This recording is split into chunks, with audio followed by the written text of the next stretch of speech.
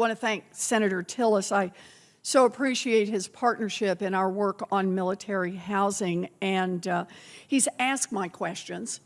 So I think Mr. Owens knows that Senator Tillis and I and this entire committee is going to stay on this issue. It is powerfully important to our military and to our national defense, and also it's about what's right.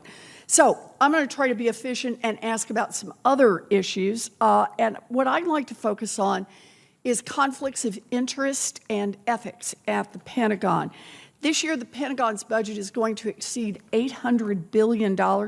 About half that spending is going to go to for-profit defense contractors to build weapons, to perform maintenance, and to provide consulting services. Contract and program decisions should be based on what's in the best interests of national security, period. But the revolving door between the Pentagon and private defense contractors sometimes spins so fast it just looks like a blur. Senior Pentagon officials leaving work for Lockheed or Boeing, top lobbyists or executives from these companies coming into government to hand out contracts to their former employers. Real or perceived conflicts of interest undermine the public's confidence and can also lead to program delays or even cancellation.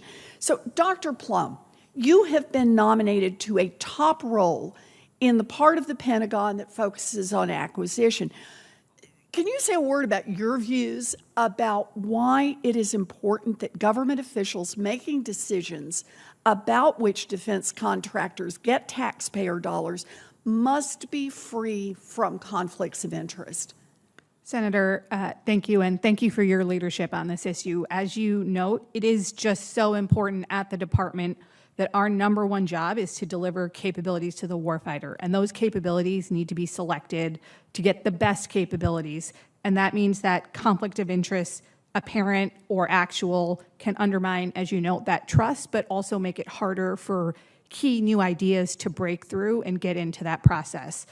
We have a number of efforts underway, ethics agreements in this administration, improved oversight of our standards of conduct. If confirmed, I pledge to continue those, but also more to fulsomely work with you and this committee to make sure we're getting this balance right, getting the conflicts out. Well, that's a really good point about how conflicts of interest can actually keep us from finding the best products, from innovating in the ways we need to innovate. A very strong point.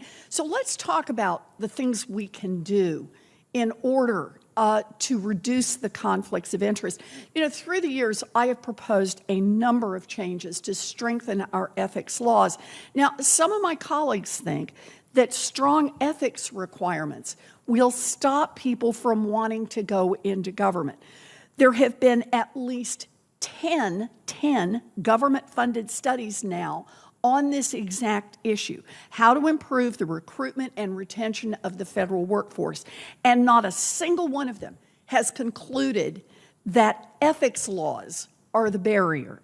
When we talked last week, you said that we need to consider both needing to attract and retain people who want to solve big problems and preventing the appearance of self-dealing.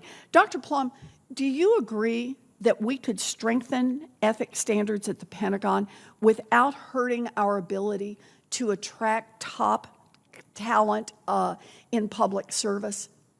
Senator, I do agree. I think we need to think about how we structure and make precise our ethics requirements and our oversight so that we can attract top talent, let them work on hard problems, let them solve hard problems for this country while making sure we avoid conflicts of interest. And there's absolutely space to make progress there, and I, if confirmed, would really welcome an opportunity to work on that with you. Well, I think you've already answered then the question I was going to ask, and that is, will you commit to working with me to ensure that government officials working on acquisition programs and policies are free of conflicts of interest? Senator, I would welcome an opportunity to work with you on that. Thank you. That is terrific. Thank you very much. This is a problem across administrations and across government agencies, but it is particularly acute at DOD given the size of the Pentagon's budget.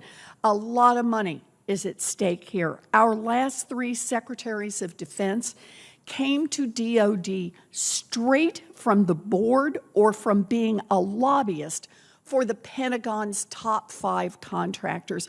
We've got to do a lot more to end the cozy relationship between the Pentagon and the defense industry. Thank you. Thank you, Mr. Chairman. Thank you, Senator Warren. Senator Blackburn, please. Thank you, Mr. Chairman, and to each of you, congratulations on your nominations. As you can tell, we're